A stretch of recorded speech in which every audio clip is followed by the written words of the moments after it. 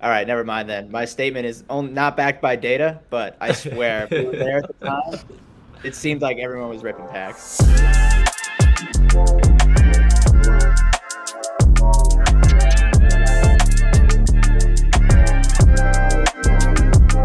What's up, Candy fam? My name is Nate. That's David, and as you can see, we have a couple additional participants this week. We have Usman and Matt from the community, two of your favorite community managers, and appreciate you guys joining us. They are here because today we are going to run through a one-year review of all the products Candy Digital has dropped.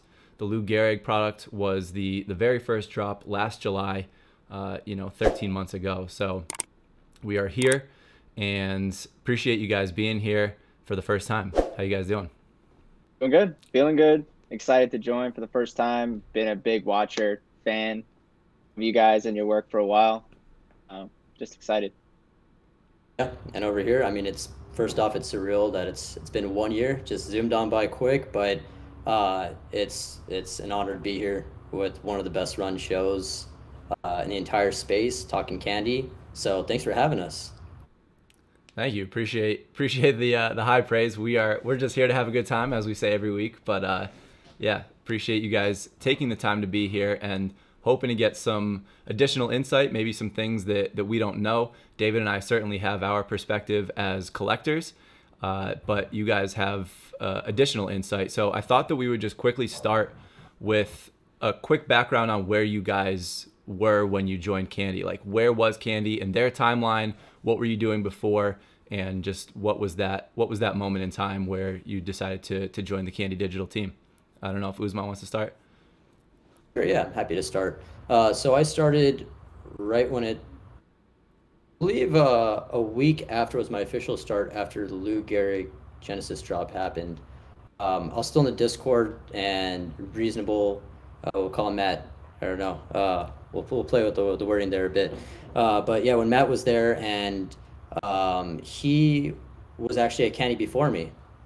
So we were getting to know each other and he onboarded me a bit. But yeah, I saw it all happen from the very beginning. And I'd found out about Candy through, I believe it was either an email or an article in the news. And there are three names that came together. It was Gary V, and then it was Mike Novogratz, and then it was also Michael Rubin, who leads Fanatics. So they announced that they partnered with the MLB to release this new NFT product, and that was the Lou Gehrig drop. And I mean, it was music to my ears, and so as an opportunity. I had experience in community management, so I applied for a role there, ended up getting it, and now I have the honor of being on a team with people like Matt and Muntner and everyone else. Love it. What about you, Matt? So I was working at a marketing agency that called Knox Media, where the founders had some ties to VaynerMedia and Gary. So it was late May for me. I heard, similar to Usman, I heard those three names as well, and same deal, that they were coming together forming Candy Digital, and that they needed a Discord stood up ASAP, basically. So I jumped on and created that Discord, and we launched a few days later, June 1st, where the press release came out. And then Usman, we found like immediately, and as soon as we heard that he was interested, it was, an amazing grab. We knew him and his experience from Top Shot. He's just an amazing person to work with, and he was a fantastic addition, and we've been rolling ever since. Love it. Appreciate you. Likewise. Well, I've had the pleasure of meeting a number of you, Muntner, other employees, and I can say that you guys all give each other high praise. You seem to have a team that really cares about each other, enjoys working together, and just feels that you're all capable, and I think that matters. And it was one of my earliest impressions when met Matt and the other Matt Muntner in New York, and everybody was just excited to have each other on the team, working on their respective roles and executing. So excited to have you guys here and get that perspective along the way. So let's let's take it from the top here. And the very first product, as I stated, was the Lou Gehrig bust. This launched last July, July 2021.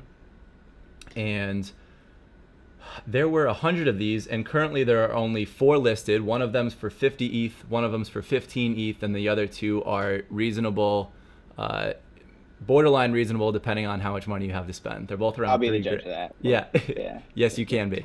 So the lowest price one here is listed for $2,500 worth of ETH. And it's just a really cool thing. This is kind of the crown jewel of candy. Everybody knows about it that's been in here for a while. You hear about it in the Discord constantly. So as the origin product, what was it like? And I think, so Matt, you were here when this launched, but Usman, you were not? I was in the Discord. My official start date was a week after this launch, but I got in. I was able to secure one myself, so I'm a happy holder.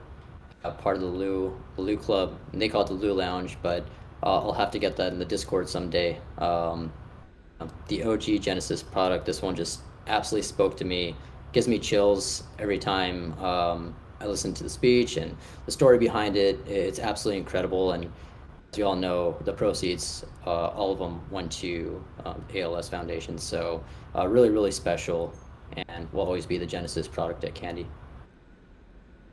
Very cool. Yeah, absolutely. I mean, this was like the coolest. This is still my favorite thing that we've done so far, honestly. The very first product, just an absolute legend of the game, incredible story. It means a lot. That auction was special. Watching it go those couple days, that 4th of July weekend, and it reminds me of just a time when there wasn't that many people in the Discord. Even it was like a very small grouped, very small tight-knit group. And I remember we dropped like a little hint about like potential time that the drop would be at, like the night before in the Discord, and everyone was trying to figure out what it meant or if it was even a hint at all. And it was just a fun time. I can't believe 1 year ago. It's just crazy. Surreal. It's magical. Now, that auction, that ended up selling, because there was the 100 bronze busts, but then, there was a one-of-one, the Lou Gehrig Luckiest Man speech. That ended up going for $70,000. What was the atmosphere like at that point, seeing the numbers climb in those final hours of the auction? Yeah, we really didn't know what to expect, to be honest. I believe it was one of the Winklevoss twins that ended up buying it right at the end and winning, and that was just very surreal. It was the first one, so we had no data to go off of. Really, it was our first product that we were going out with, and it was just amazing to see that kind of response. Yeah, I'm sure. Yeah, go ahead. But just seeing the chatter, too. I mean, this $70,000 one-of-one. I was also peeking out. I was there watching the auction the whole way through, and I believe they're still holding it to this day. So just an iconic piece, and as a baseball fan, and maybe as a Yankee fan, this is just something that you'd absolutely want to hold forever. Just like a baseball historian and someone who knows what Jackie's done with the Jackie collection, which we'll speak to about later. These are really, really historically significant pieces that speak to every fan, and the people that are going after these one-of-ones. I mean, it's always an incredible piece to flaunt if you're to frame this in your home, but I mean, it's something you're gonna just keep checking on from time to time in your collection, just really being happy that you're a holder of one. I believe the 1 out of 100, the edition size, that sold out within a minute or two, if I'm not mistaken. Yeah, 2 minutes, I believe. And what was the original cost for these? $250. $250. $250. Okay. Yeah. And that was at a time that the space was still growing. It was in July of 2021. So I think Cat's project, I'm not sure if it even launched yet, but that's how early we were in the space. There were not that many projects. PFP collections were still kind of getting their roots in and experimenting, and the space wasn't really as robust as it is now. But I mean, to see the valuations where it is now compared to what people bought it in for, it speaks to, people just not wanting to let these things go. This is the Genesis product to Candy, and super, super special, and it's a piece of NFT history and baseball history, and of course, Candy history. It is crazy, Usman, like you said, to think how far the space has come since July 2021 of last year. And even, like, Yeah. I think I was still getting rugged by Apimon in July 2021 of last year. We all have those stories, man. Yeah. Yeah, I think I owned about one NFT July of last year. I wish that it was one of these, or at least I wish that I was aware of Candy when these came out. But yeah, it was a different time. People were, I mean, we're still early. I still believe that, but it was even earlier, and the space was very, very different than what it is now. So it is cool to take a look back. But yeah, this is a very cool product. I wish I was there when it dropped. Fortunately, was here for some other exclusive drops like the Jackie that you mentioned, and we'll certainly touch on that. But love the one-of-one auctions in general. That's something that Candy has done a number of times at this point, close to a half dozen of those. And again, we'll touch on those. But yeah, very cool product. And yeah, was there anything else anybody want to touch on this, or should we move through this long list? It's kind of a product that just speaks for itself. I mean, you see it, you play the clip. I personally just get chills every time. It's always being flaunted around at meetups. People are constantly in awe. I think it was presented. I'm not sure if it was presented at VCon or not, but the team gets a chance to flex it whenever they get the chance, and make note that it was the first for collectible product at Candy. So just always want to make sure that people who got in the inaugural drop are heard. And I'm sorry to keep putting that in your face, Nate. But yeah, no, it's such a special piece, and I couldn't think of a better way to get kickstarted than Lou. Love it. All right, so after the Lou drop, we had the Dodgers win a World Series. So from there, you guys launched the Dodgers World Series collection, which ended up being these championship medallions, which again, very few of these listed, not nearly on the same price point, but still speaks to the fact that people want to hold this Origin product. So this one's really cool. We've seen a couple of these World Series medallions at this point we've got the 2021 for the Braves as well, but just right off the bat, something to me that stood out from day one with Candy was the quality of the NFTs themselves. And there's nothing too spectacular about this, but it is so damn clean, and it just looks really good. It's cool graphics, and it's clear that whoever was working on this knows what they're doing. So, it wasn't a huge drop, but it's just a cool looking product. So I don't know. Again, I'm gonna be leaning on you guys a little bit for these first few, because I wasn't here yet. I got in when the packs dropped, but yeah, anybody that wants to take lead on this, feel free to do so. So the Dodgers medallions, that was an open mint that was available for just a few days. It was about a week after the Lou Gehrig drop, so July 12th through the 15th. It was open mint for the medallion, and then there was a one-of-one auction for a ring as well. But the medallions cost $20.21, and then there were almost 1,700 of them minted during that 3-day span. 1697 is where that capped out. Now, one thing that we don't mention too much, but at the time, Candy didn't have their own site, and so everything was going through Bitsky. Bitsky.com was handling the products. They were Candy products, but they were being, basically hosted and distributed by the Bitsky website. And so I guess I would want to ask, how did you guys feel about, that volume, 1,700 mints for a product like this?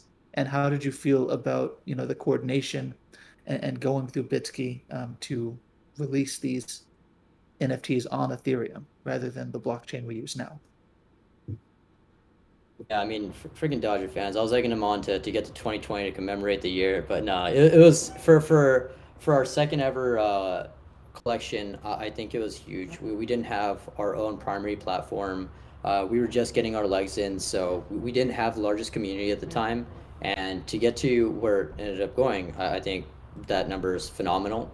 You know, I'm a big fan of the collection for obvious reasons, but yeah, speaking to the creative design, it's absolutely gorgeous. For the medallions itself, I believe they're created in-house by our team.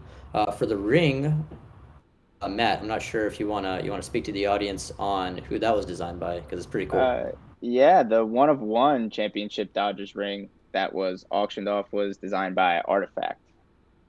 Artifact, which same company that would go on to be bought out by Nike later that year, and now under the Nike swoosh. Yeah, amazing. I mean, the medallion is amazing by our in-house creatives, and the one of one ring is breathtaking by the Artifact. Yeah, and just expanding on the team itself, I mean, what they do is absolutely breathtaking, and I feel the quality of their designs, just seeing what they're able to put out in a sheer 30 seconds, seems like from a person who's not well versed in the design world, seems like something that would take a week or two from a professional. So I really feel like they're the best at what they do, and they take their work really, really seriously. So they want to make sure anything that goes out is absolutely gorgeous, just pure craftsmanship. And I mean, the product, again, just like the Lou, which they created as well, just speaks for itself. Absolutely beautiful. And, you know, I'm glad that we were able to collaborate with someone like Artifact, who were on the same kind of playing field when it came to creating absolutely mind-blowing designs. So it was just an awesome way to kick our second collection off. Love it. So, of the, you know, going on with the stuff that still lives on OpenSea right now, which everybody's looking forward to that bridge between, but a lot of it does still live here. So the piece that came after that was the Stadium Series, and this was done by another artist, Poot Poot, and he's got a really cool style. If you follow him on Twitter, he's got some really cool stuff with going to hockey games, going to baseball games. He'll tweet out that he's gonna do a drawing, and he gives it away to somebody that's at the park or at the stadium. So love his minimalistic style.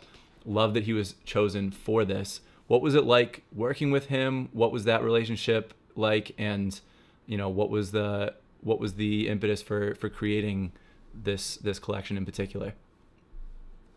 Yeah, so S. Preston's well known in the sports world, the MLB world. He does minimalist designs for all the ballparks, has physical prints, and I believe the Minnesota Twins, they actually have his prints in an art gallery at their ballpark. I believe that's true. And I mean, he's a celebrity in the sports sphere, so to work with him was an absolute honor. Couldn't be more of a charitable guy. I mean, we had an AMA with him around the time that the collection dropped, and he was just happy to take personal questions during the AMA and after, and he would follow up with collectors. He was genuinely excited to have his collection be released digitally and available for fans in a more modern landscape to complement you know, traditional collecting atmosphere of having this framed in your wall in a print. So kind of the best of both worlds, but taking a new approach, and he was geeking out about it as much as we were.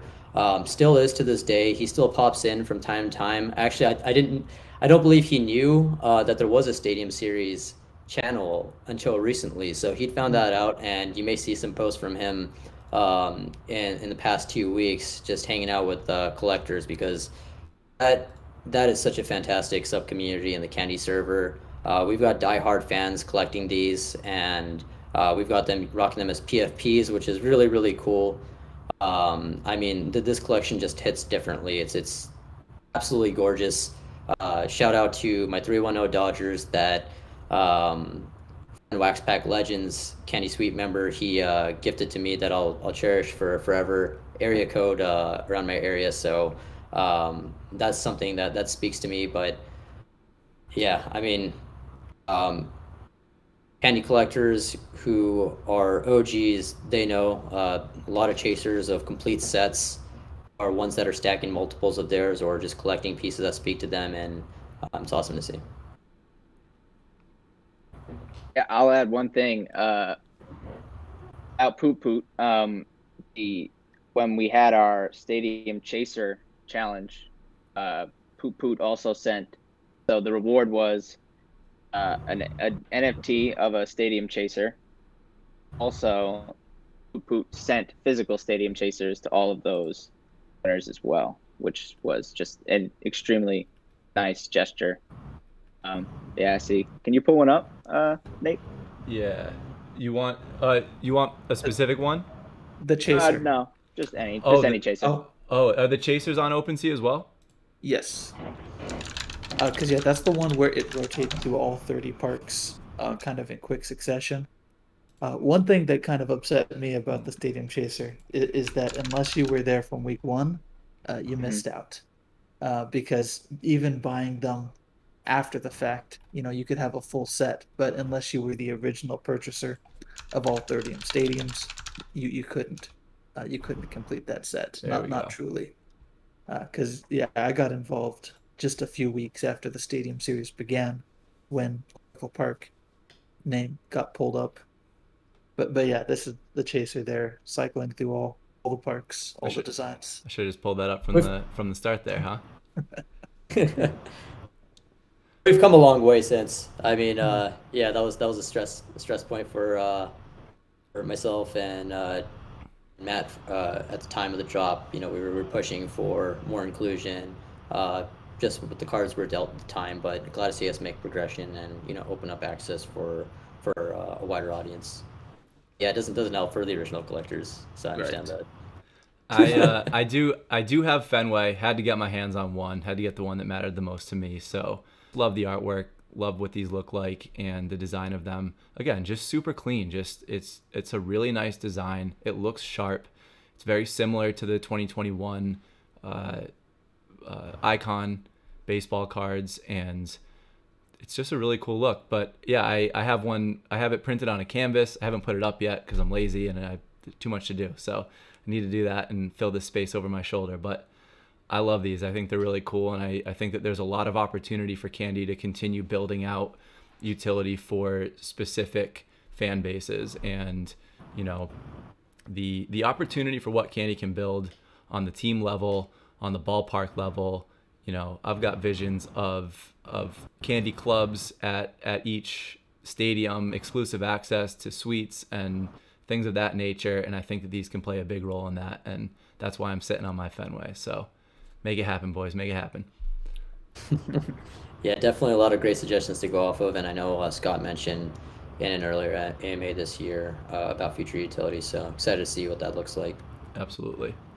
So the last piece of the OpenSea segment here is the Sweet Futures football, which we have Sweet Futures basketball on the Candy website, but the Sweet Futures football originally launched here, still lives on here, and is one of the more affordable, accessible products, pretty similar to the current 2022 baseball Leadoff Series. There's a lot of these, and I think that they ranged from like $25 to $50 when they were being minted. So what was the process like here, and especially specifically, leveraging college athletes is a very new thing in the sports world in terms of collectibles and monetization. There's been a huge battle fought over this for decades now, with athletes not being able to monetize their name and their likeness, and the NCAA kind of just monopolizing that. So it's cool for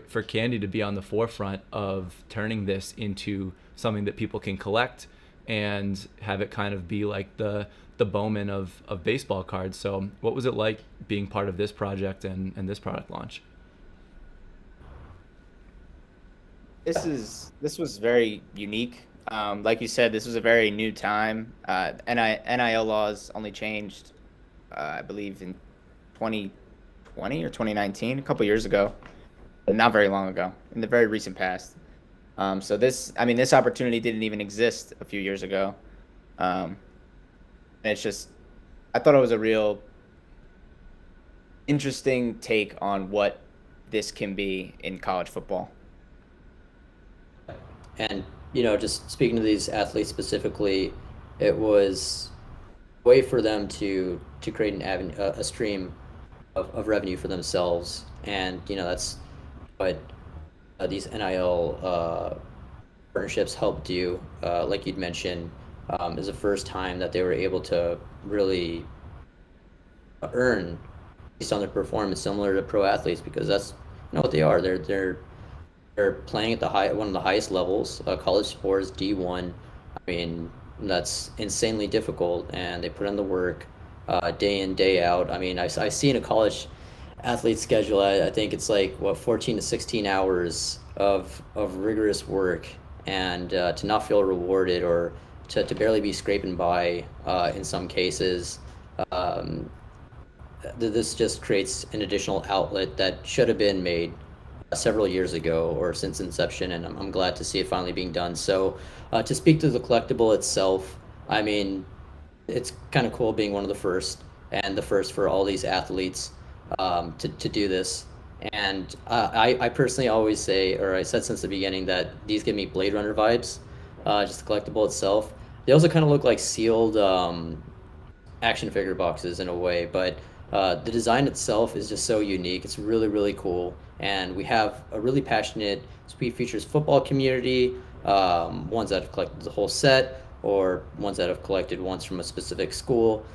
So definitely a lot of avid, passionate fans around this collectible, and they'll always have the first from these athletes, which is just really cool to follow. Now a lot of them have been drafted to the pros. They can follow along their journeys and flex that they have their first NFTs. Yeah, I think that these are some of the sharpest things, and I know that I say that probably too frequently, but I really do feel that way about a lot of Candy's products. But these are, like you said, this is really unique. It's the way the light hits it, the way that it's got that border, animated, shifting around. It's cool. And nothing that you guys have put out has had significant overlap. There's always this new design element to it, and it makes sense as a whole. It's not like it's oh man, where did that come from out of left field? But it's all got its own flavor to it, and I really enjoy that. So I think that these are super cool. I don't know if there was anything else that we wanted to touch on here, but we probably should. Dave, was there something you wanted to say there? Oh, one thing to always remind people, at least with the Sweet Future football, is when those were released, there was a limited run of 1,920 cores per player. Those were $20.21 a piece. And there were 100 rares per player, $250 a piece. And then they each had their own one of one as well. So those varied depending on player. So some for several thousand, some for a bit more.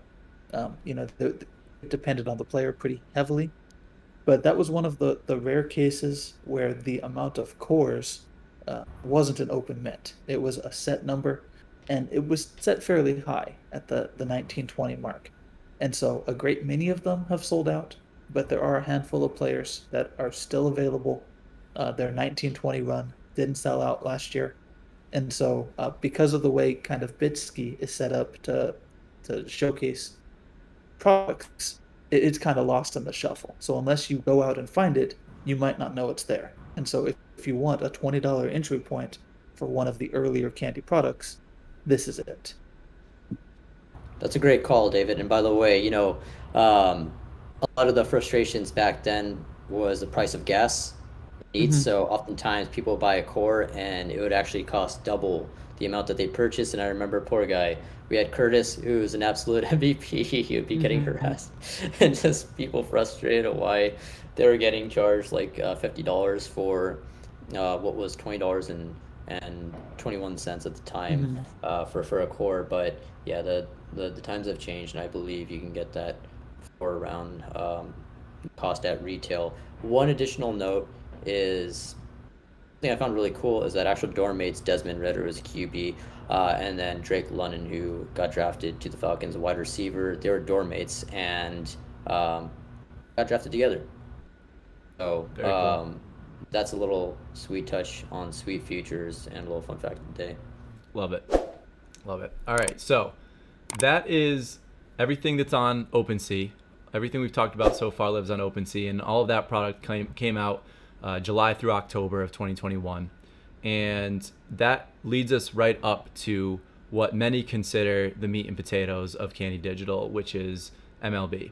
And so at that point, early October, mid-October of last year, we had the launch of the Candy website, not the marketplace, but the website. And simultaneously within, we won't get into the weeds of it, but the first run of Play of the Days for the MLB was coming out. And this included all of the playoff days. So there was no regular season. We started with the wild card game between the Red Sox and the Yankees.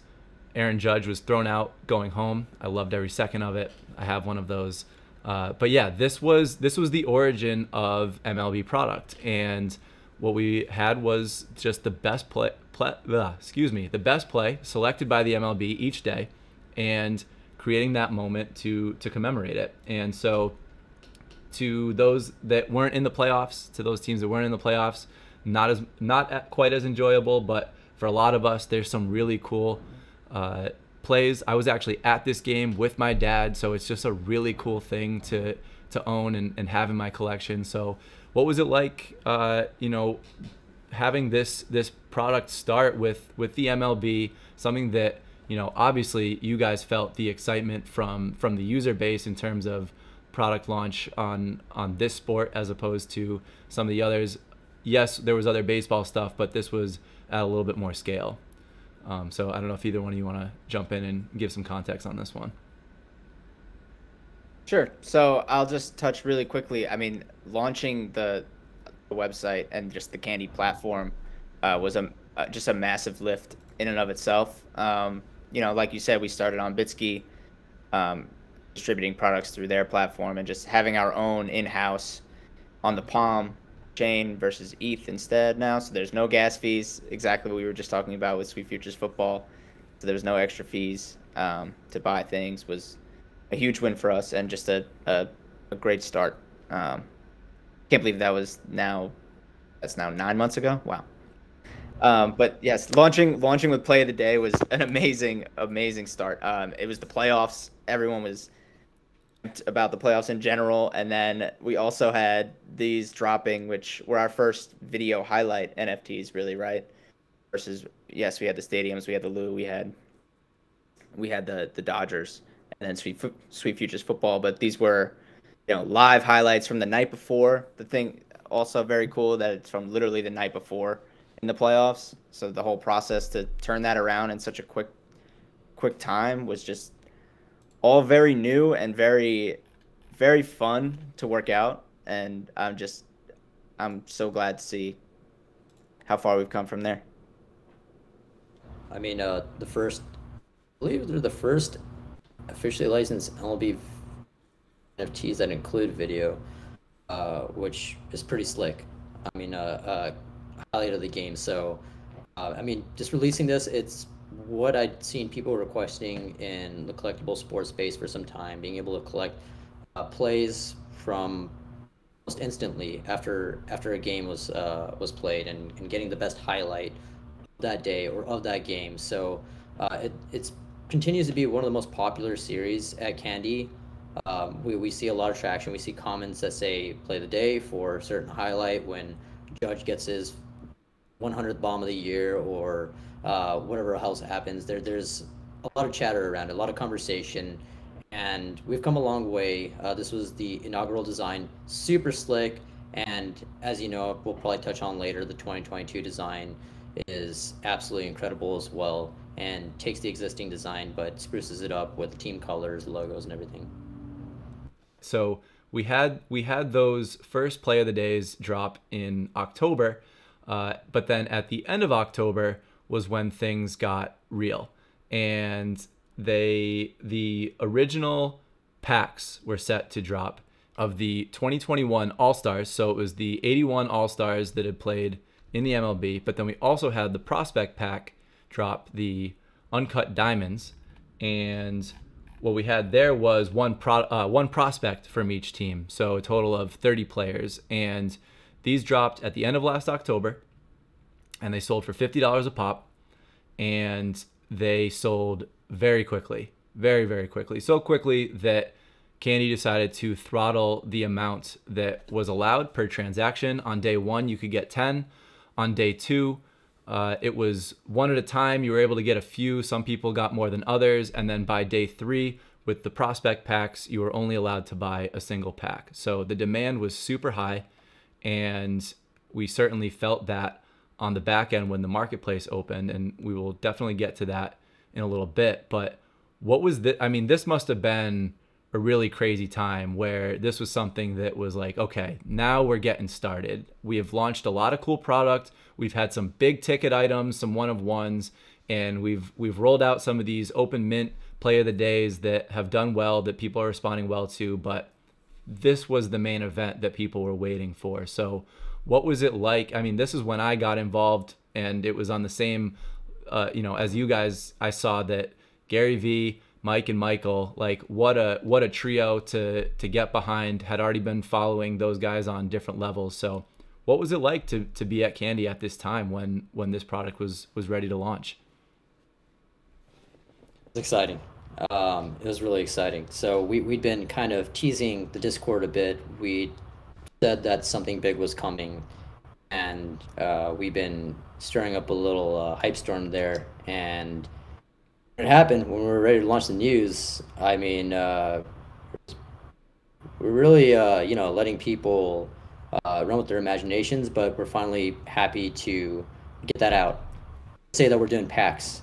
And, I mean, a year later to see where they're at now is absolutely incredible. But at the time, people were just super excited that we had these. They included video highlights. There are differing rarity tiers that you could collect, different animations, VFX, and people just really, really wanted them. So we knew what the sports collectible market wants, and that is packs. That is to collect what they do in the traditional hobby atmosphere, but those that are digitally inclined, they'd also like these to live digitally, and that's what they're doing, collecting all these. And it's fun to see, again, people using these as their PFPs, holding them dearly.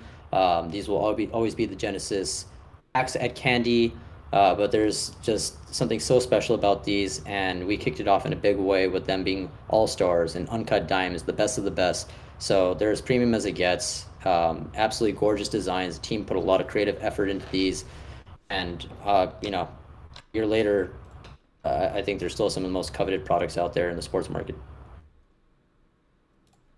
Yeah, I'll just say that week of releases was just insane. If you were in the Discord then, you remember it, because that was crazy. Yeah, these are, like you said, these are highly coveted. They're still the most expensive icons on the marketplace in terms of between 2021 and 2022. There's a drastic difference between the two. They had a meteoric rise when the marketplace first came out, and we can wait to touch on that when we get to that segment. But these are super clean. I love how these look. I miss these borders on the uncut diamonds specifically when compared to the 2022 stuff. It's just, they look like baseball cards. They have this vintage, even though they're a digital collectible, they've got this vintage nostalgic feel to them. It looks like what you want it to look like. So I personally love these. I think it's a really cool product, and I think that we should wait until we get to the marketplace launch to touch on these with a little bit more depth, and we'll keep it moving here. But I don't know, David, was there anything? I know that this is where you got heavily involved as well. Was there anything you wanted to add on this?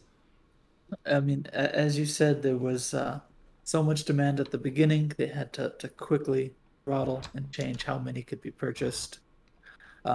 There were more all-star packs than uncut diamond packs, but that was more just a function of there being 81 players versus 30.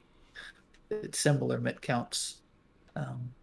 And I mean, at that point, there was no one to sell to. There was no marketplace. And so this was just pure collecting.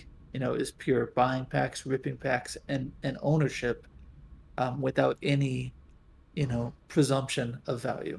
And that came later, which we'll talk about when we get to January 2022. But this was pure collecting, and it was fantastic. Yeah, so like you said, it wasn't until January of the next year that we had the marketplace open where you could buy and sell this product.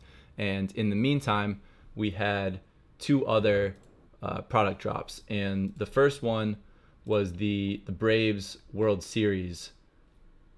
Let's see here. Actually, it was the trophies specifically. And so it was a combination. There were the medallions that were for sale. Right. There was an open mint $20 and 21-cent medallion. And then with it, there was a bronze trophy, silver trophy, and gold trophy. Yep. So this was the first of what would eventually be two Braves World Series product drops. And we don't have to linger on this for too long because I know we want to talk more about the icons. But as stated, this was, another iteration like Candy does of having multiple different options of what type of collectible you want to get. To David's point, you had the very affordable open mint option, and then you had a variety of different options here with different tiers at different prices. The silver trophies, that had a tie-in with purchasing certain amount of product on Fanatics website, which we've seen some other partnership between those. Obviously, Michael Rubin being the founder of Fanatics, there's going to continue to be some involvement there, which is a very cool element of Candy. But yeah, I don't know if there's anything that you guys want to touch on with this, but these are, they're cool. They have had some pros and cons along the way, but like everything else, the NFT itself is super slick. I mean, the way that this lifts up, it's this video game version of a trophy that, wouldn't work that way in real life, but it works that way in NFT land. So I don't know if there's anything you guys want to touch with on this. I think it's a really cool piece of memorabilia. There's no shortage of love for the Braves, and I understand why as well. They're a great team. Unfortunately, they whooped the Dodgers during that year where we overtook the Giants. I still consider that my World Series, but I mean, such a special year. They hadn't won since '95, so celebrated with a stream of products. This one being the first line, and well, there was also the Play of the Days and the MLB icons, but this was their own collection. Absolutely gorgeous in design, like you stated. I think it'll also flourish over time when we have better ways to access technology that frames this. There are token frames out there. There are digital displays, but as the technology gets far better for those virtual rooms and where you can create kind of your fan caves, your digital fan caves, and the option to present these in a better light, just continue to flourish and become better and better. Cool. So additionally, around this time, we had the Candy jerseys launch, and this again was I think you could buy these straight up, or you could pay X amount through Fanatics, and just by spending that amount in the store, you would get a code to redeem one of these jerseys.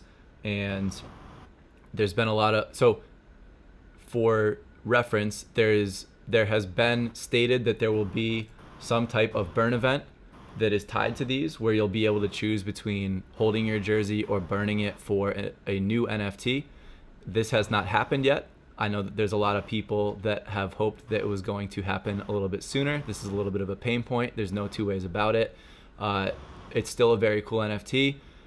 It's very affordable right now. It hasn't held its value just because there's a lack of patience in this space. And, sometimes it's something that just you have to know when you buy it, that you're not exactly sure when that utility is coming. But at the same time, I think that it's probably something that Candy had hoped to have executed on a little bit sooner. So we don't have to linger on this too long, but I don't know if you guys have any insight on this, about what the plans are, or maybe if there was a hiccup along the way that prevented happening what was meant to happen. But I'll let you guys take the floor on this. Yeah, I mean, nothing too much to share, but I do think it is a really cool NFT, and I am still looking forward to the future burning event for it. I think it's going to be great. That's really it. Yeah, I can't share it. Sorry. That's fair. Yeah. That's fair. Yeah, no, fair enough. I mean, I'm still holding multiple of these. It's the way of NFTs. You don't always know what you're gonna get, when you're gonna get it, and I'm in this for the long haul. David is as well, so it's something that I'm looking forward to seeing when it comes. And that's the name of the game with a lot of this stuff. So that being said, once these two dropped, the trophies and the jerseys, shortly after that, we had the marketplace finally open, and this was much anticipated. It had gotten kicked back once or twice, but Candy put a stake in the ground for January 15th, and then they executed on it. And that was a really, really exciting day. It was maybe the most exciting day of Candy to date. It was truly insane. And this was, I had purchased the packs, but then we had this multiple month wait to be able to do anything with these cards that we had opened. And there was this anticipation that was really, really special. And when that marketplace opened, the floodgates opened. It was truly madness. You had a combination of people that were buying, selling. Some of it was way too high, some of it was way too low, and you just had to speculate because there was no market to go off of. It was just people jumping on there and going off of their gut, and it led to a pretty wild day of big sales. We saw the Otani 1 get sold for $100,000. We saw packs start getting sold at a couple $100. They worked their way up to $500, eventually working their way up to $1,500. These were packs that had originally sold for $50. So this is a really interesting point in time that people need to understand that this is where everything started, and it continues to be the framework for how things progress when a new product drops, when a new pack drops, is that the market dictates itself, and it's a risky environment to be in early on because there is no data to go off of. But for a lot of us, that's what makes it fun. And so you're leveraging what you've seen from old product drops combined with your own baseball knowledge, but bringing it back to just the product itself, the website, Candy as a whole. I'm sure that you guys couldn't wait for this to launch. You knew what it was going to look like in terms of having people get to enjoy the product that they were holding. So what was it like at Candy at the time with working on this and getting this out there so that people could really do something with the product at that point? It was exhilarating. It was months in the making. I know there was a delay. So I believe it was originally supposed to be pushed out in November. Just hit a few snags, and we were just so thrilled to finally get it launched. I mean, people were making a sheet and speculating on what they were looking for, what they were looking to purchase, trying to be the first to go after a certain cereal or hunting on the marketplace. So some avid buyers there that have been lining up for the longest time, and just finally being able to gain access to something that's been in the works for quite some time. So highly anticipated, and went far beyond our expectations. I mean, the activity was absolutely amazing, and it was a blast to be part of. I believe it launched on a weekend, if I'm not mistaken. It did, yep. Saturday. Yeah, so it was a fun way to spend a Saturday, just hanging out with everyone, kind of highlighting what they'd purchased, hanging out with a bunch of baseball fans, and just celebrating alongside them. So just cheering everyone on, and it was something just super special because there was some tension for some time about the delays, and we were just happy to finally have it happen and speak it in existence and have it flourish. And it's I think Muntner had a lot of fun creating those graphics as well for social, celebrating all the individual purchases. So great.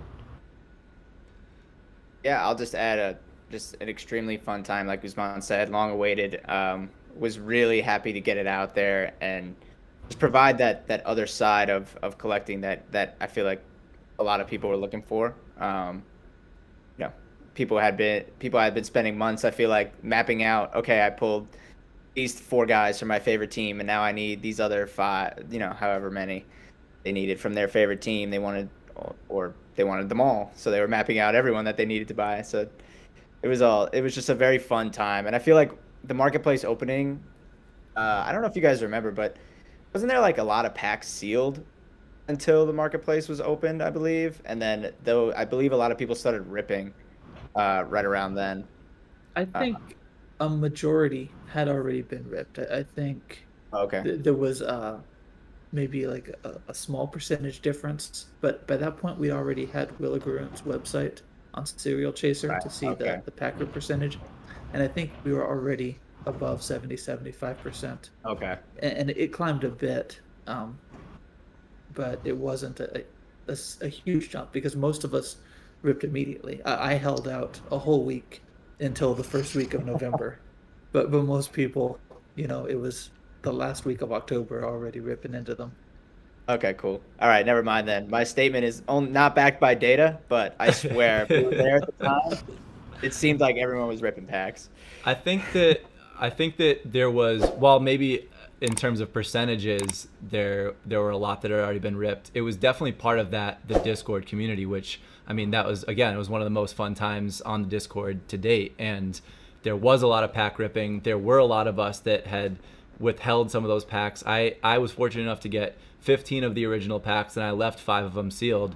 And when I saw those prices on day one, I was like, okay, I'll sell some of these sealed packs. I've already got a bunch of these cards that I'm going to hold on to, and kind of play the game along the way. But it was it was it was wild to see what everybody was doing in Discord. Everybody was so excited, and Muntner's graphics were the foundation for the very first video that I put out on Talkin Candy. And I remember that I had no plans of making this channel. I had no plans of creating videos, and then the market launched that Saturday. And as we all remember, it was extremely primitive. It's come a long way since then. We have a lot more ability to filter and navigate, but it just created an opportunity to sift through it and talk about it and use some of those graphics that Muntner made, and just kind of gathered the data. And David came along early on, and it was the origin of a lot for this community, and it was a really fun time to be part of it, and obviously continues to be, but is definitely a point in time that we all look back at as a pretty enjoyable snapshot. So very very cool moment in time there. So after the marketplace opened, we had a long stretch there where this is what people were talking about. This is what people were paying attention to. There were no pack drops. It was the packs that had already been distributed, but now we had the ability to buy and sell these cards, and boy did we. I mean, the marketplace was wild, and there was a lot to talk about. And somewhere along the way, Candy decided, all right, let's launch some new product. So February of 2022, this year, where the Candy Racing product was announced. And so that started with the diecast set. And I'm forgetting the exact numbers off the top of my head. David, you want to give the little lead in here with what this product launch looked like? I've got that. So the product we ended up getting, it was 14 different drivers, and these are all drivers that are members of RTA, the Race Team Alliance, and that was specifically the racing team that Candy had partnered with to create this product. And you could buy the individual diecast or digicast for $50 a piece, or there was a bundle to get all 14 for $500, or during the first 500 minutes, the bundle only cost $250. And what we ended up seeing was that value, that 50% off for the first 500 minutes drove a ton of sales that first day, that first 6 hours. And so I believe every one of the 14 drivers ended up with at least or around 1,800 mints, which I would say is approximately how many bundles were sold, because there weren't a whole ton of bundles sold after the first 500 minutes. Everyone, saw the $50 each, and they came for that, $250 for 14 to get the full set. Now, one thing that did happen though is when the product was originally announced, it was announced as 23 drivers, and it was a different pricing model and structure, and it had to be kind of adapted at the last minute, some tweaks and changes. But I think we were all still pretty pleased with what we got and the bargain we were able to get for that first 500 minutes. Yeah, so was there anything that you guys wanted to talk about in terms of this partnership and what it was like to kind of implement a different style of product, a different user base, you know, very different from baseball and football and things of that nature up to that point? Yeah, so it was really the first time branching out into, I mean, we did have sweet futures, NIL athletes, but it wasn't really attached to a brand. And the Race Team Alliance forms an alliance of different teams, including different drivers. So it was an exciting avenue to take, and it was experimental for a lot of our existing collectors.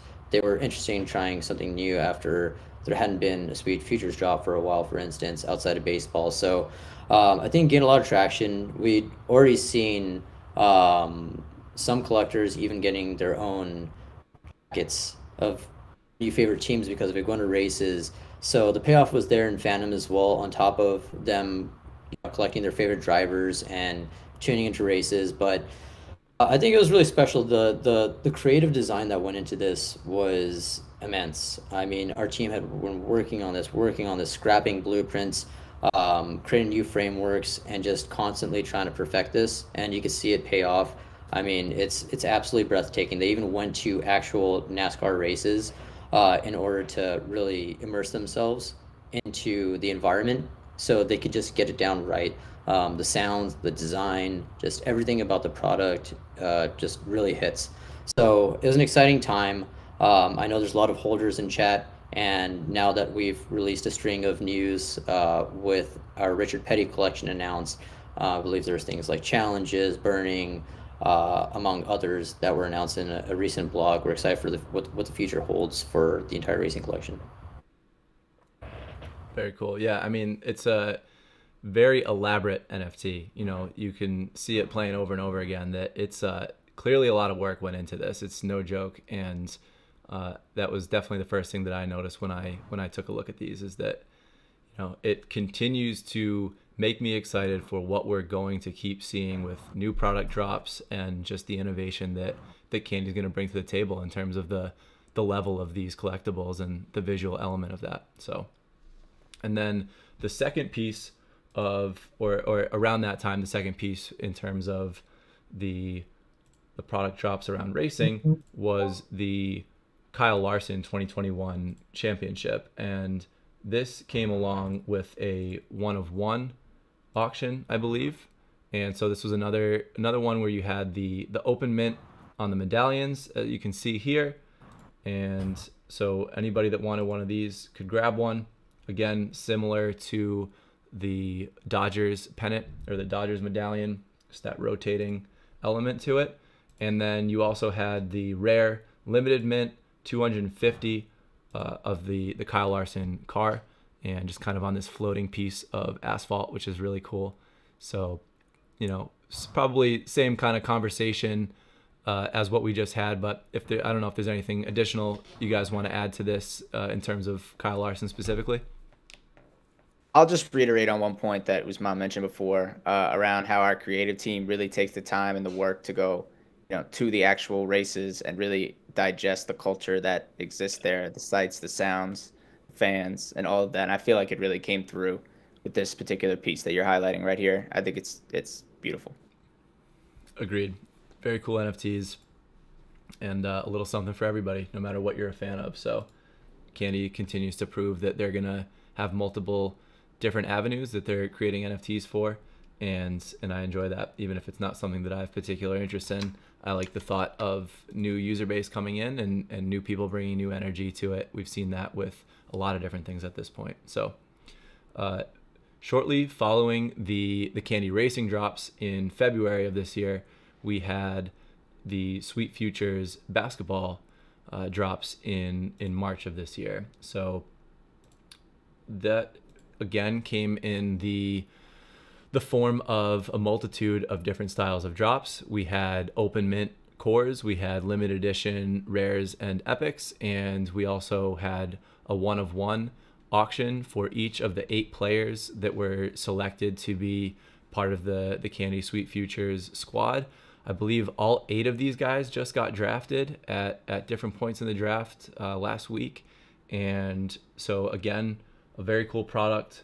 You know, you can't really say that it's similar to baseball or racing. It's kind of its own thing. You know, it's got similar elements. It's got the neon, and you know, it looks like a candy product, but the way that the motion gets implemented, it's different. It's its own thing, and it has its own flair to it. So what was it like? Again, I imagine pretty similar vibes to the Sweet Future football stuff, where again, and man, college basketball is just, the March Madness tournament is kind of the pinnacle of college sports, in my opinion. It's certainly right up there with the football national championship and stuff like that. But that tournament is on such a big scale with so many players. So was there anything specific around this product drop that was unique? Were there any different elements that Candy dealt with, or just new challenges, new excitement within the team?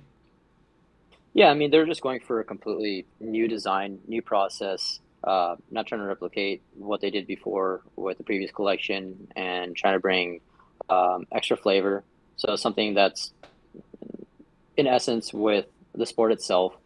And to me, it feels very Space Jammy.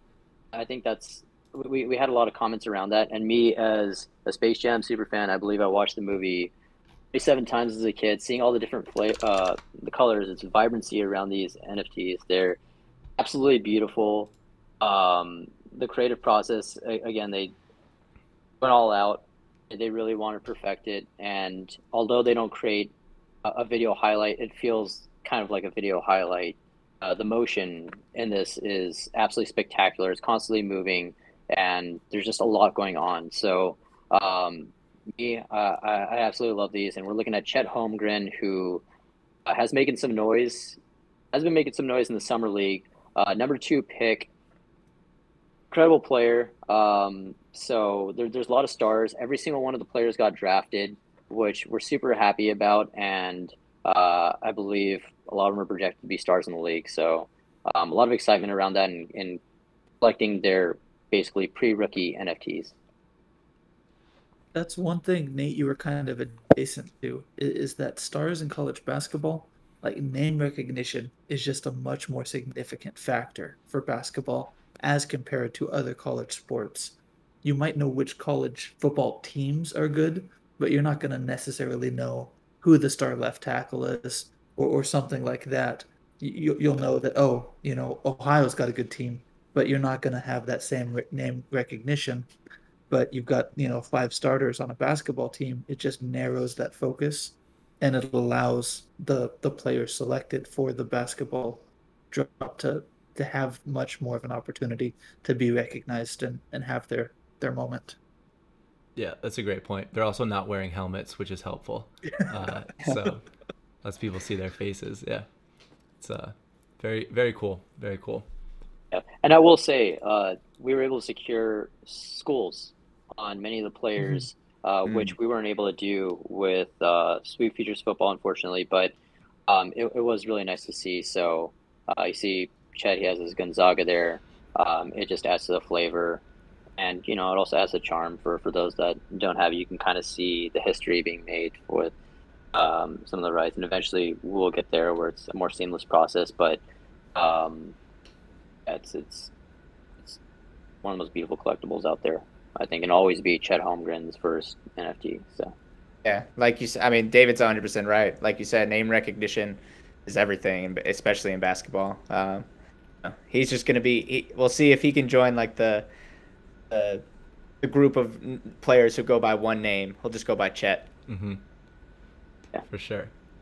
So after the Sweet Futures basketball drops, Candy announced a partnership with the WWE, and David and I had the opportunity to meet Rachel from Candy Team this past weekend in New York, who is a big part of this WWE team. She was extremely excited about what's coming. Obviously, as we've seen in interview after interview, it's lip sealed, can't tell you what's coming, but get ready for it. So I think that, to me, again, it's not something that I am personally a diehard fan of. I have an appreciation for it. I have friends that are fans of it. I have a buddy that is very heavily involved with WWE. So what was it like to have this opportunity to tap into this crazy fan base? And I mean that with respect. I mean, it's a diehard fan base that loves their sport just like any of us do with baseball or football, and it's just a really big user base. So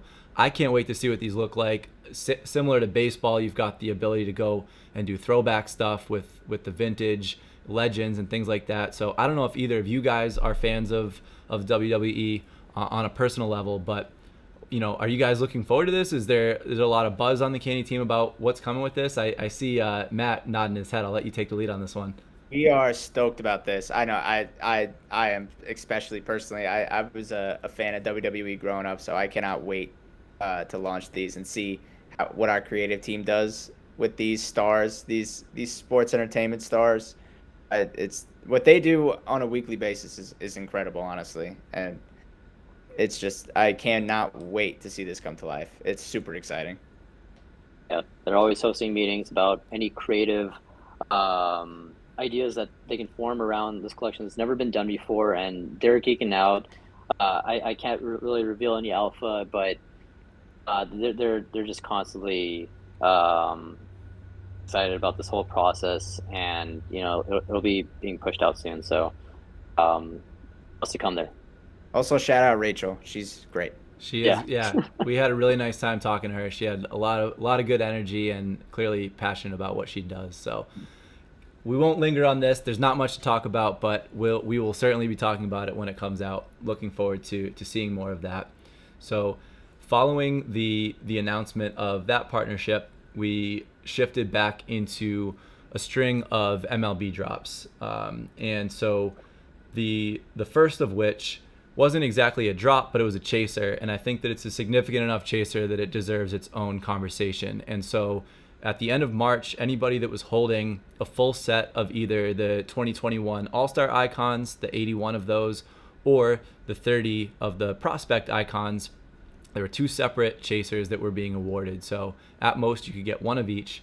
And as you can see on the screen here, we had a J-Rod silver chaser for the prospects, and then I'll pull up the gold Ohtani one next. But again, just something totally unique. It's got the video element to it, which we obviously will continue to see. People want to see that. That's one of the great things that Candy has at its disposal. But man, these nuggets, you didn't even need to put the video clip in it. That's just this metal bar, and it just looks so cool. I love these.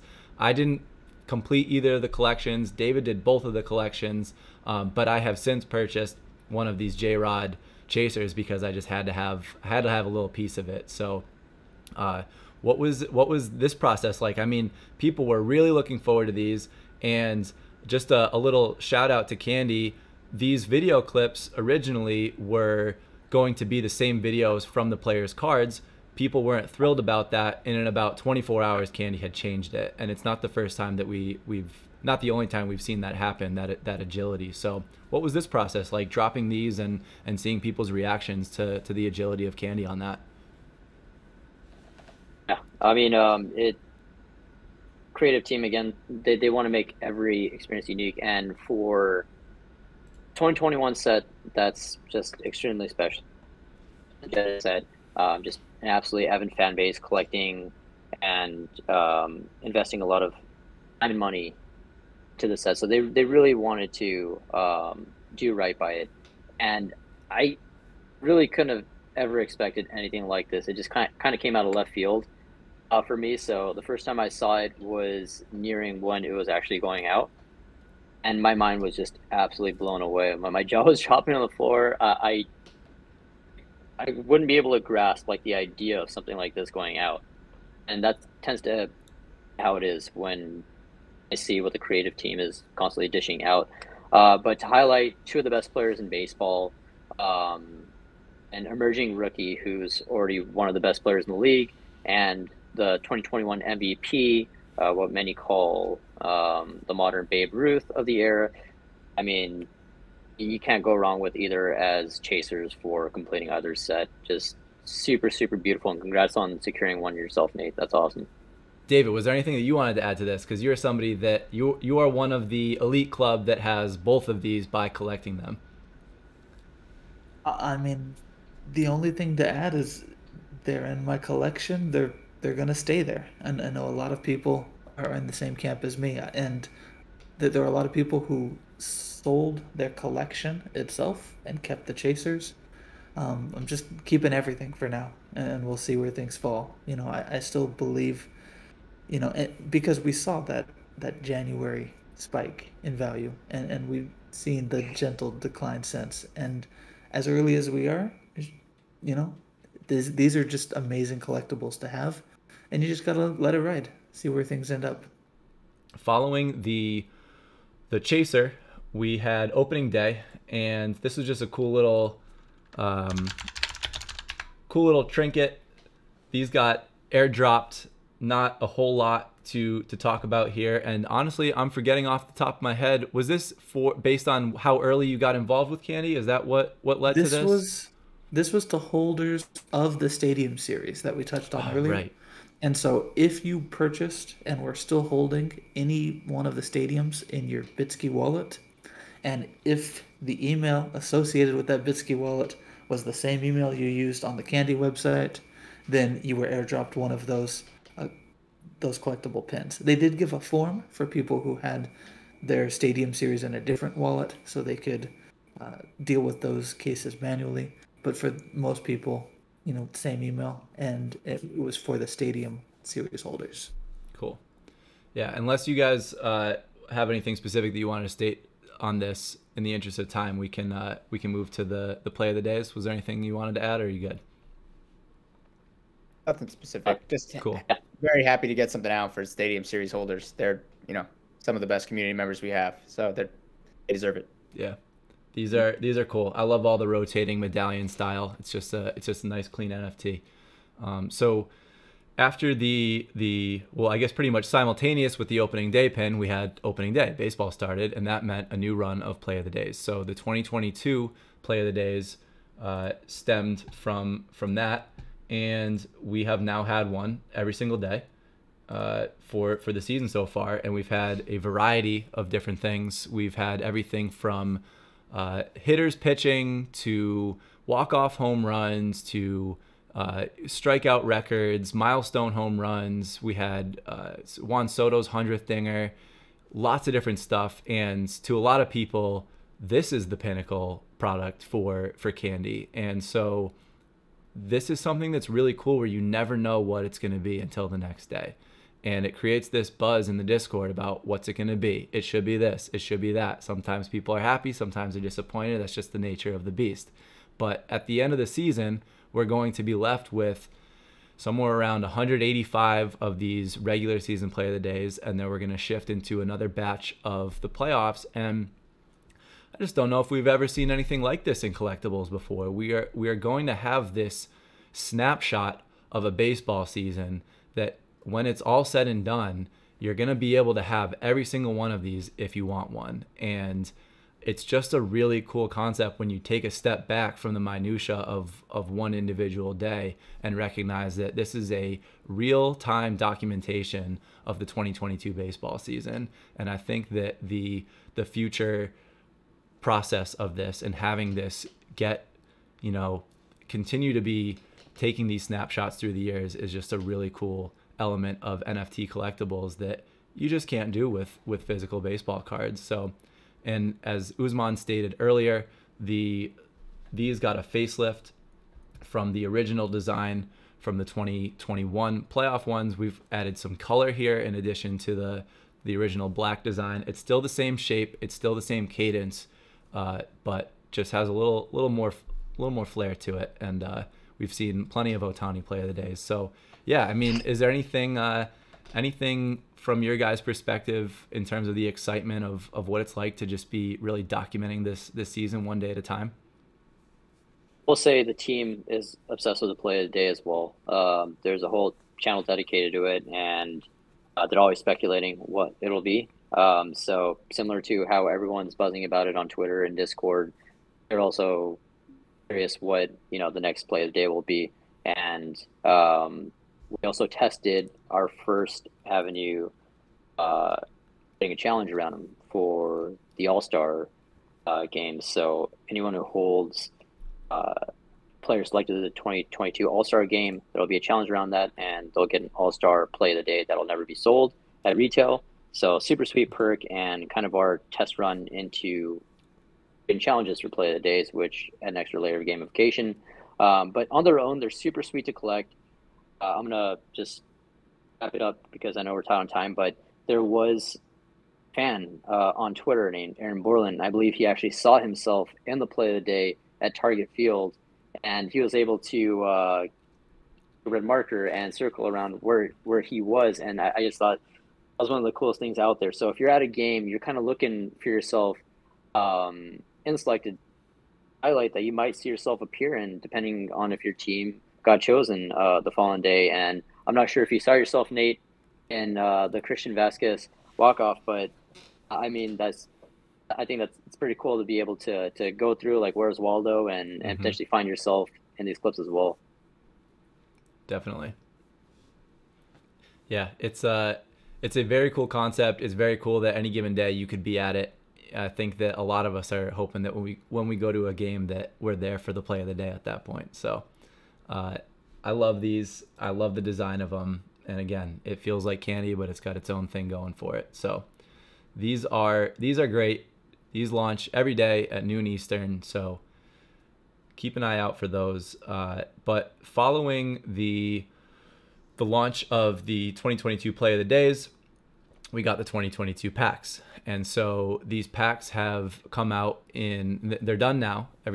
All these sales are complete, but they were launched in a series of 6 different pack drops and 6 different lineups, 1 through 6, all having a different batch of players. And so over the last couple months, we've had these rolled out a couple weeks at a time.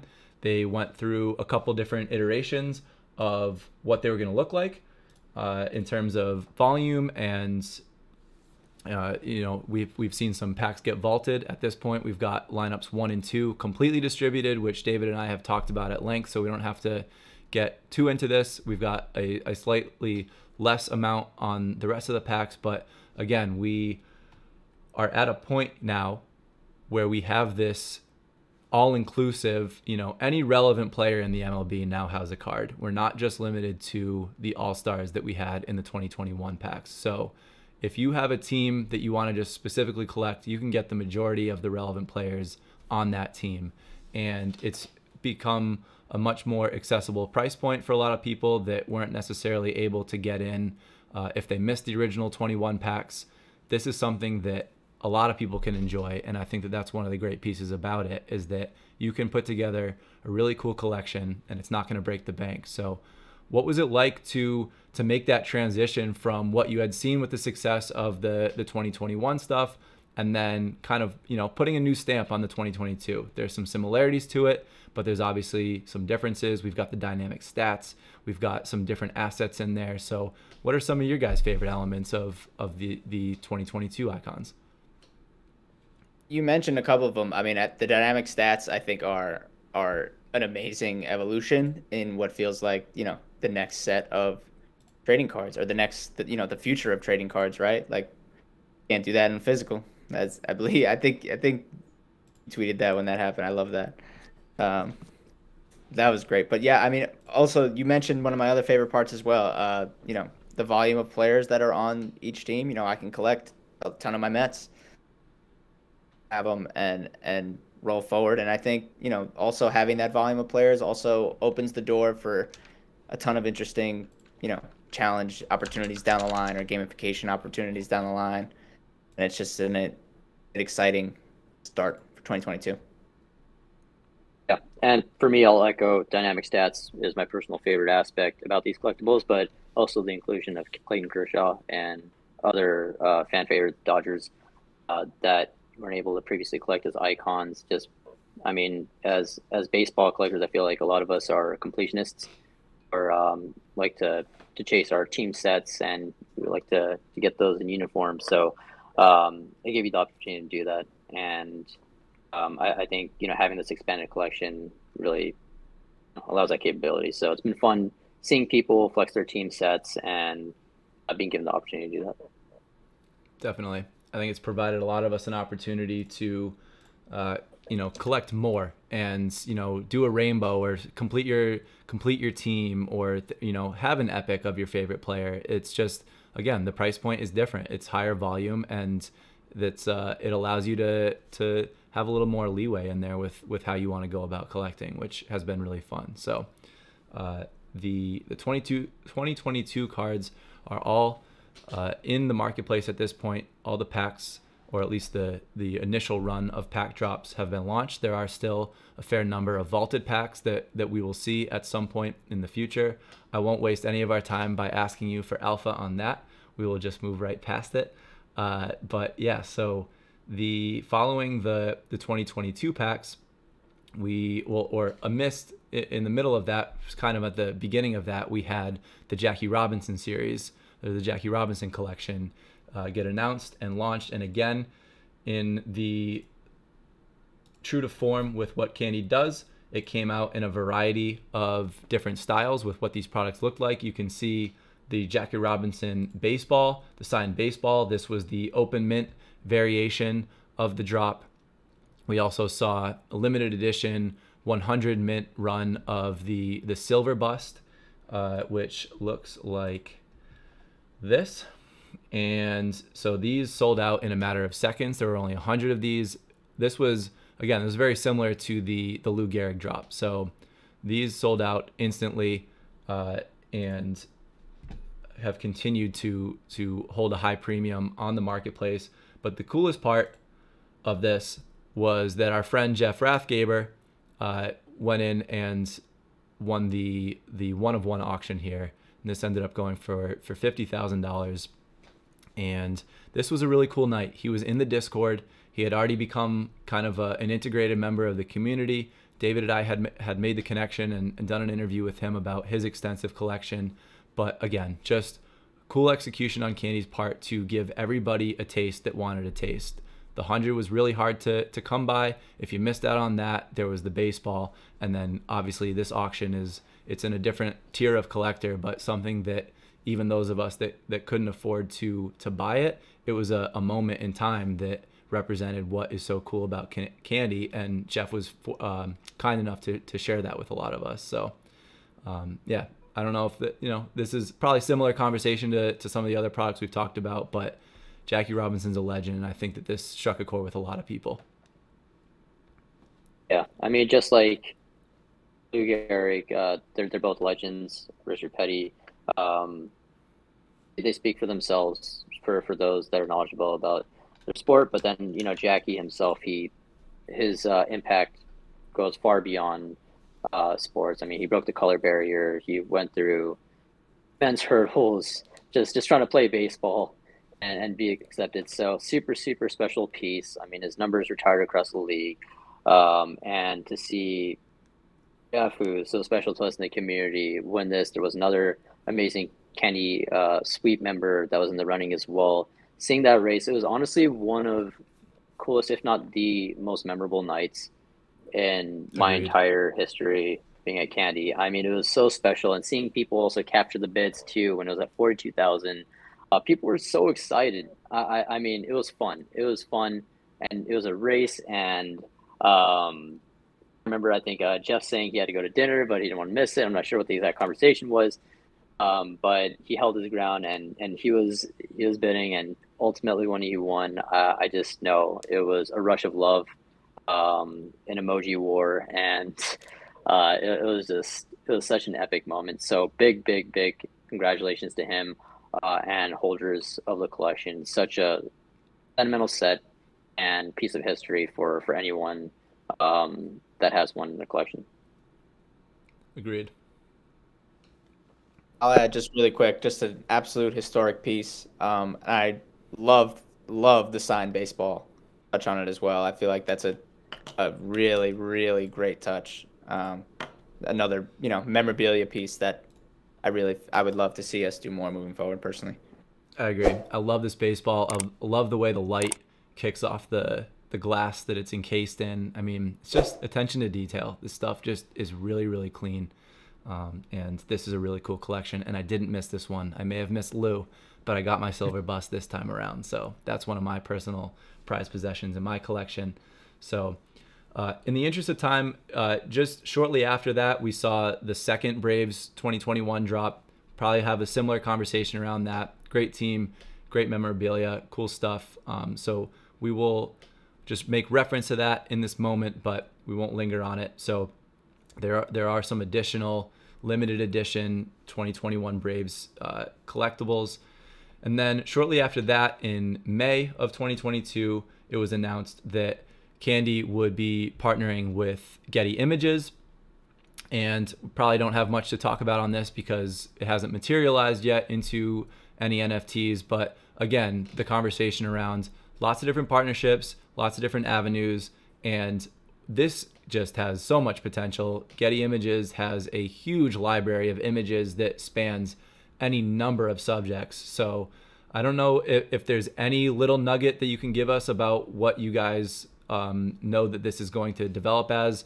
You know, it doesn't even need to be alpha, just a general outline. Are there any plans for this to be in the near future, or is this somewhere a little further down the line?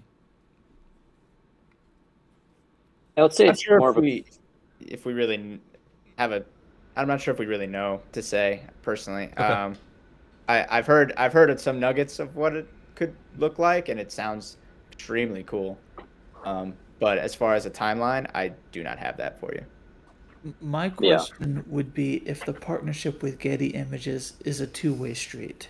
Is it simply that Getty is using Candy as a vehicle for promoting Getty-based products?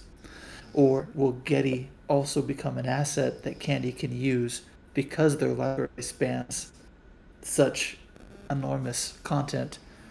Does Getty become an asset that Candy can also tap for other non-Getty products? Or is that too much into the weeds?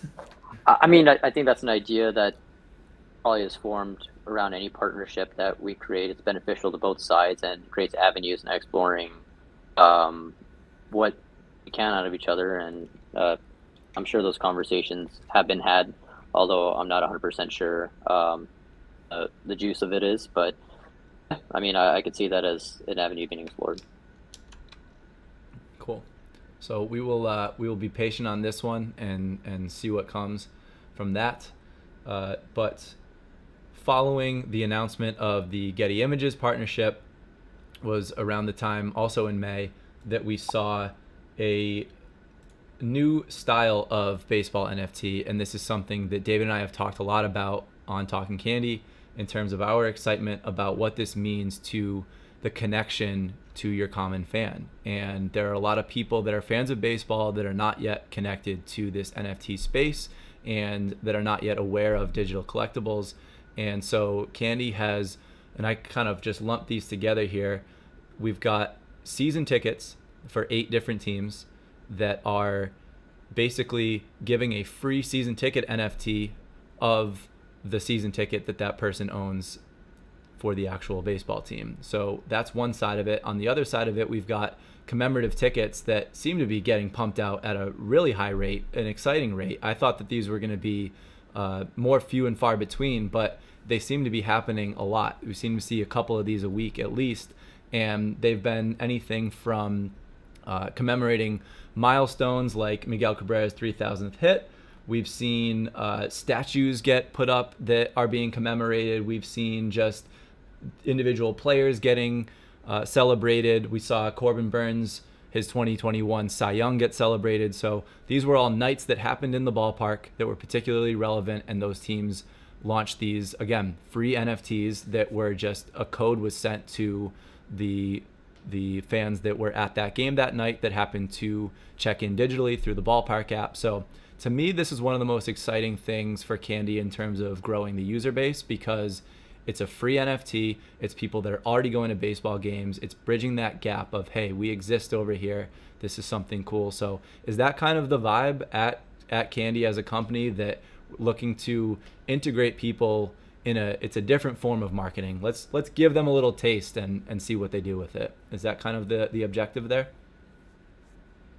Yeah, and it's mutually beneficial. It drives people to the ballpark.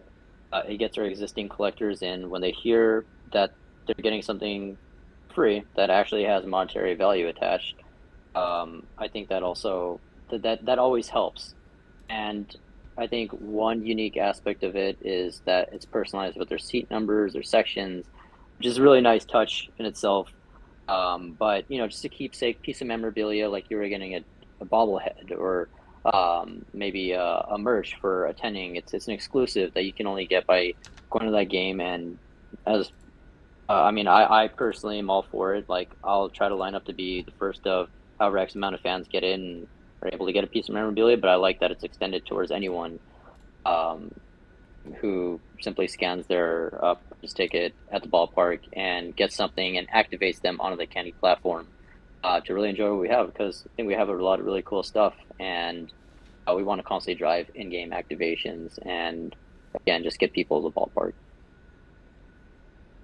I think it's just an extremely cool way, to commemorate these games and these tickets, just like people used to do with physical ticket stubs. Mm-hmm. And this just replaces that and gives you even more, in my opinion, when you take into account all the graphics that come with it. For season tickets, which went live very recently, season tickets come with a free play of the day utility now. So if you have a season ticket from your team and your team is in the play of the day, you will get an email with a link to redeem that for free now, which is kind of just an awesome way to reward, MLB's most loyal fans, right? The season ticket holders. Yeah, that's a great point. The actual seat being on there is awesome. The play of the day utility is awesome. And I don't know what went up the chain, but I know that the two of you and Muttner do a great job of relaying all the feedback that Discord gives and the different segments of the community. There's a lot of passion in different areas, and one of the things that we heard for a long time was coming up with a way to find a way to give free play of the days to people that are part of that team on a more legitimate level, and Candy found a way to do that with this, and I think that that's really cool. So again, these are very real world, it's so close to the game itself. It's so close to the fan experience that already exists, and I just think that it's a no-brainer. So hugely excited about these. David and I have talked about them a bunch, and I think that seeing more and more of this is going to be really good. Also love that it shows the 5 games on there kind of in real time. It's pretty well done. So and then we've got just two things left here, and one of them is a slight little shift into a different space, which is Stranger Things. So Stranger Things, most people know because it is, I think, the most watched show on Netflix of all time. The following is enormous. Their social following is enormous, and I personally have not started watching it. I intend to. I know that David watches it. He's seen every episode, and I know a lot of people, my brothers watch it, my family watches it. So again, same sentiment as a lot of this other product, is that it's an opportunity to bring in a huge, passionate fan base. And the way that this was implemented was through some cool puzzles that gave people an opportunity to, again, get these NFTs for free. So David has done an incredible job of putting together some videos to help people out with those puzzles along the way. Got people a lot of these NFTs. I'll just pull up, I wouldn't have gotten these without David, I can say that for sure. But it was a series of posters that got rolled out, and again, very on brand with what Candy puts out and with what these NFTs look like. It's this rotating piece that could be a poster, could be a card, but again, it's got its own flavor to be Stranger Things. So what's it been like kind of going into this very different angle, not sports at all, completely entertainment? I guess WWE is kind of halfway between, but this is a really different partnership here. And what's the sentiment within Candy about leveraging this new avenue as well? Everyone is thrilled internally at Candy with Stranger Things partnership and broader Netflix in general, but Stranger Things in particular has been just an awesome uplift. You know, a real introduction to a different fan, I guess you would say. And you know, it's a very different product than what we've had in the past, a very different IP than what we've had in the past. And I'm a fan of the show as well. I'm a huge fan. This past season was my favorite season to date. I can't wait for the next one. So it's been just an absolute blast to take this ride with them. You know, it started way back when in the initial trailer for this new season, when there were some clues embedded in that initial trailer. So it was so cool to watch come to life. I mean, you hear about it beforehand, and you never know what it's going to look like until it happens, and then it's great when you watch it come to life. I'd say there's a rush of energy for everyone involved. I mean, I personally love TV, film. I mean, I'm obsessed, and I'm a huge Stranger Things fan to the point where I had to actually not take the time to not be in those channels to make sure I binge it appropriately and became spoiler proof. So I mean, it's been absolutely incredible. You see an entirely new fan base connecting to the NFT sphere that may have never held one, and ones that have just been having fun playing games, interacting with each other, having community to bond over and complete puzzles and engage in, and you know, creating the space for them to just have a blast and have a place to spend their evenings, spend their days, just hanging out. And you know, it's reminiscent. It gives me a lot of nostalgic feels of how we used to spend times on forums growing up. And you know, it's the same thing we do at Candy for all our drops. But you know, just took me back in time a bit. And I would say it's a younger fan base that tapped in, but I think in turn we've seen some sentiment shifted towards NFTs in general because of it. Just easing them in and also just giving them something genuinely fun to do. And we're constantly seeing a stream of content being pushed out, which is absolutely incredible. All light bright art, all the walkthroughs, all the TikTok, the social media content being made. It's absolutely incredible. And it's constantly motivating our team to do more and more and more. And I mean, it's gotten Talkin Candy to make content over as well, which is absolutely incredible. And I'm sure it was super clutch for people trying to figure out what the hell's going on in these puzzles. So, yeah, Nate, I'm sure you're not the only one that feels like they wouldn't have gotten them without David. I'm sure I'm not. I definitely would not have. And you know, those videos were all David, so those were super helpful. And not all of those puzzles were very easy. A couple of them were on the simple side, but some of them were quite complicated. And I know that David, you definitely became a central part of that niche community within Candy, as you've been with the rest of it along the way. I will say it was also, oh, sorry, go ahead, David.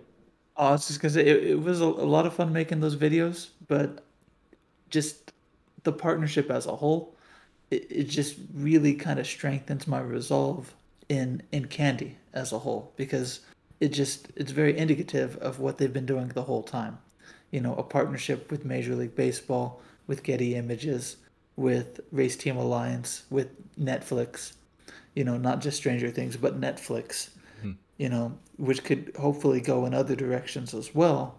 It's just, they're not just, you know, in a corner doing something by themselves. Candy is forging these partnerships with respected and legitimate and global brands. And that's how you know that they're building something meant to last. You know, they're putting these bricks in place, and it's not just one thing. They're not putting all of their effort into baseball, even though sometimes we wish they would, you know, but they're expanding and they're building something. And you know, when something takes us by surprise, you know, when they went this pure entertainment product, that's a good thing. You know, that means that their vision for themselves and their future is more than even we were expecting when we first got in. Agreed. Matt, did you want to add one more thing to that? Or are you good? That's an amazing point. I was just going to add a fun little tidbit just on our side that it's kind of fun because we can't help people with the puzzles.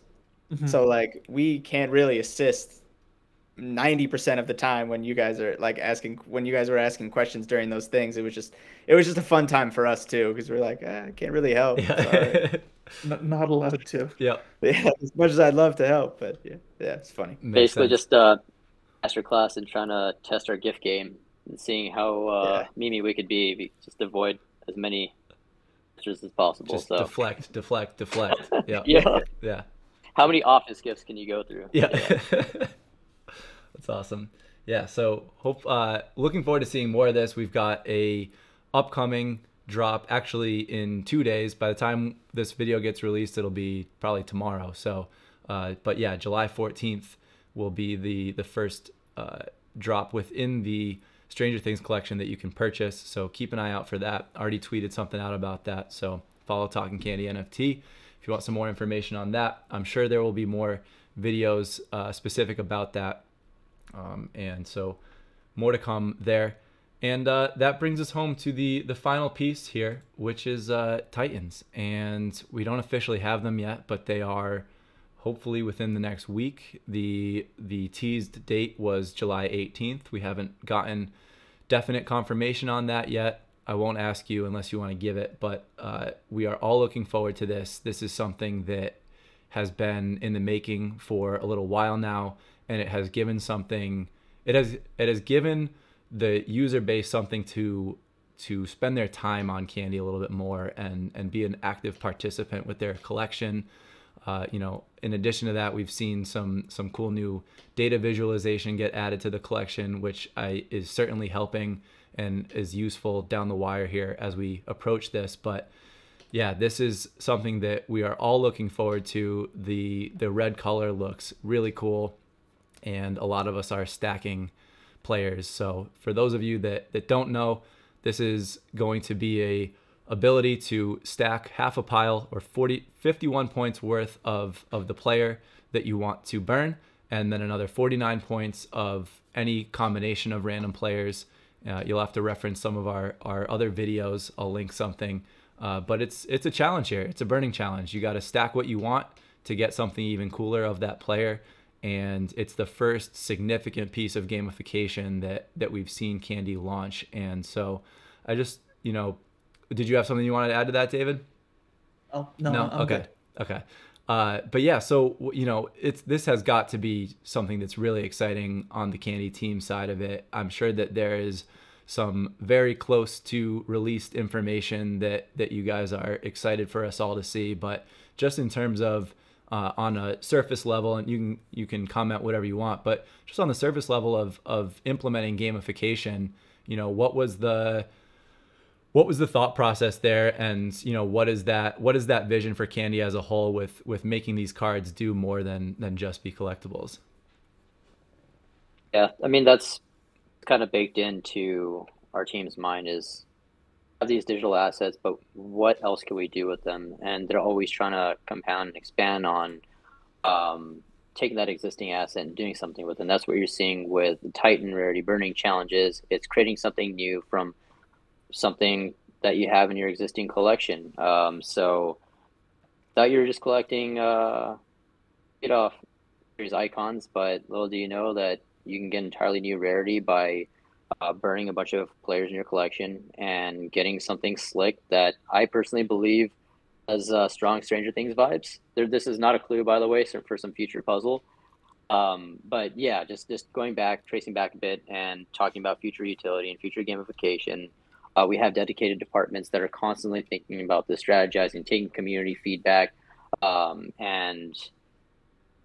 mean, it is collective next level unit that I believe is going to do a lot of really, really cool things for the future.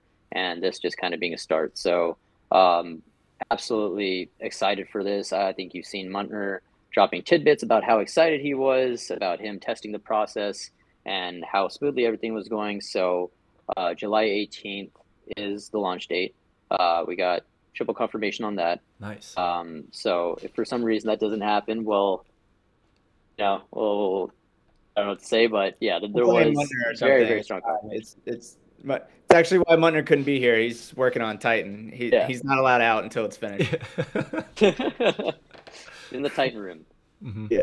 Whole metaphorical room. But yeah, he's hard at work, and so is the rest of the team on this, and it's going to be amazing. And if you're watching this, there's a few Titan trivia challenges left, so go ahead and get the chance to get those Fanatics gift cards by going to candy.com/Titan Challenge every day at 1 p.m. ET for the remainder of the week before we come to close.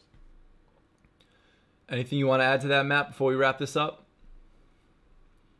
Long time coming. It's been thought about a lot, a lot of hours went into, this Titan burn coming together, and I'm just very happy to see it unfold, and it's been a long time coming I know you guys are feeling it. We're feeling it. I'm just happy it's getting going. I'm super excited.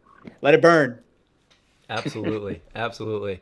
It's been cool to talk to some of the Blue Jays players and know that they are excited about Titan burning. It's cool to see that, anyone that's involved here, from your most simple collection to Jordan Romano, who's got 3,700 collectibles, everybody's gearing up to burn.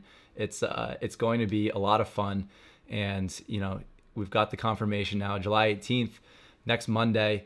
We're going to see this. We're going to have this roll out. It's going to be in batches. We don't exactly know what it's going to look like, but it's sure to be a good time, and it's going to set the marketplace on fire, I'm sure, with those individual players each week. So cannot wait. But Usman, Matt, thank you so much for taking the time. I know that this ran a little bit long. There was a lot to get through. Candy has released a lot in the last year, and a little something for everybody, all different price points, all different genres of entertainment. And, David and I are very much enjoying this product, as you can tell, because we spend our time talking about it every single day. But to anybody that has made it this far, it seems that you are just as into this as we are, because we're pushing 2 hours here. But thank you both so much for taking the time to speak with David and I about this, and looking forward to having you guys on again sometime. It goes both ways. Thank you for having us. I mean, you create stellar content week in, week out. You're just fantastic legends of the community. So big shout out to you too. Thanks for everything you do. And you collect players as well to the product, and you get their insights, which is just really unique, exciting. You get the heavy collectors such as Jeff on here, which is just fantastic insight to grasp. And again, just want to say, near in, shout out to one of the backbones of the community, and you two, and just want to constantly commend you two. So thanks for having us on. Really appreciate it. Really appreciate the community tuning in. Thanks for being here for the journey, and look forward to creating many more memories in the future. Yeah, I'll keep it real short, but I appreciate you two so much. I think you guys make fantastic content, and everything you do around the community is so appreciated. And I know the whole team feels that, not just us, but even beyond that. You guys know it's great. It's just great to have you. So we appreciate you very much. Thank you. Appreciate the kind words. David, I don't know if you wanted to throw anything in there. I mean, this is something that we would be doing regardless, but knowing that we have so many people on the Candy staff, in the Candy community, at all these different levels who watch us and value our opinions and our analysis. It's something we would do anyways, but it really keeps us going and keeps us energized, and keeps us involved on the pulse of Candy, so we can keep providing that same level of content that people have come to expect. 100%. That's appreciated. Well, we appreciate you guys for coming on. Appreciate everybody that made it this far. This has been the 1 year review. I'm sure we'll do a 2 year review this time next year, and maybe we'll get it a little bit shorter next year. But hopefully this was useful. Appreciate everybody being here. This is Talking Candy, and we will see you in the next one.